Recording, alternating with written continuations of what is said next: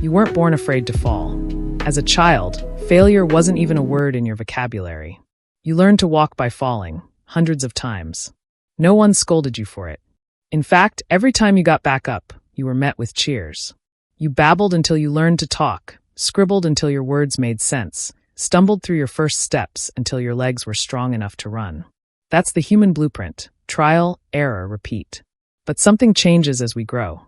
Somewhere along the line, maybe in school, maybe at home, we stop seeing mistakes as part of growth and start seeing them as a threat. You raise your hand in class and answer wrong.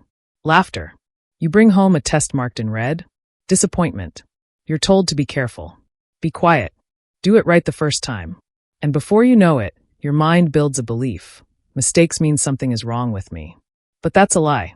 School systems often reward memorization over experimentation. They teach you to avoid being wrong more than they teach you how to think. And that conditioning doesn't just disappear after graduation. It shows up in adulthood in quieter, but more dangerous ways. It shows up when you stay at a job you hate because you're afraid to try something new and fail. It shows up when you avoid starting that business or switching careers because what if it doesn't work out? It shows up when you keep toxic people around because you're scared of being alone. It shows up when you settle for okay in life because taking a risk feels like too much of a gamble. The fear of failure is subtle, but it's powerful. It keeps you stuck. Here's the hard truth. If you're not failing at something, you're probably not growing. Think about it. Every lesson you've ever learned that actually stuck with you, it came from pain, from falling, from messing up. You learned not to touch fire because you got burned. You learned not to say certain things because you saw the impact of your words. You learned boundaries from being taken advantage of. These weren't moments of weakness. They were the building blocks of wisdom. If you grew up isolated from modern systems, never stepped into a school, never had anyone ridicule you for getting it wrong, you'd probably still be learning through failure, the way you did as a child. Mistakes wouldn't paralyze you. They would teach you. So ask yourself, who would you be if you weren't afraid to get it wrong? Would you start that business?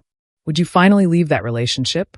Would you go back to school, apply for the apprenticeship, take the stage, speak your truth? Here's the truth they didn't teach you in school. Making a mistake isn't a sign that you're not ready.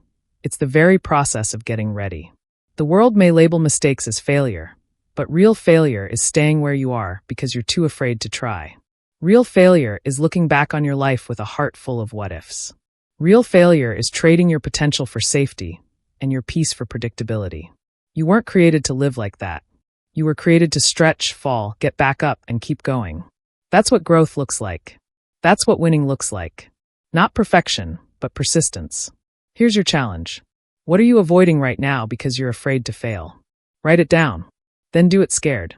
Because the truth is, the life you want is on the other side of the mistake you're too afraid to make.